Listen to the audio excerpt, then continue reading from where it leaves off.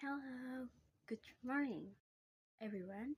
My name is Puspasari, and I'm really excited to be here to apply for the English teacher job at Springfield International School. I've always loved language, and that led me to study English literature at Indonesia University. Besides my classes, I practice speaking and presenting a lot, which made me a better communicator. I also volunteered at a local center, helping new immigrants learn English. That taught me how important it is to teach it wise that pitch that fit its students and make them feel comfortable. For the past 3 years, I've been teaching English at elementary high school. I've taught different age groups, from middle schoolers to seniors.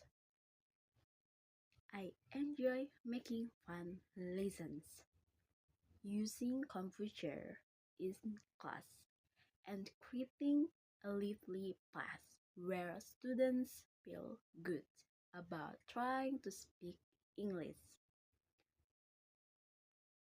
I also help plan what we teach and run an English debate club.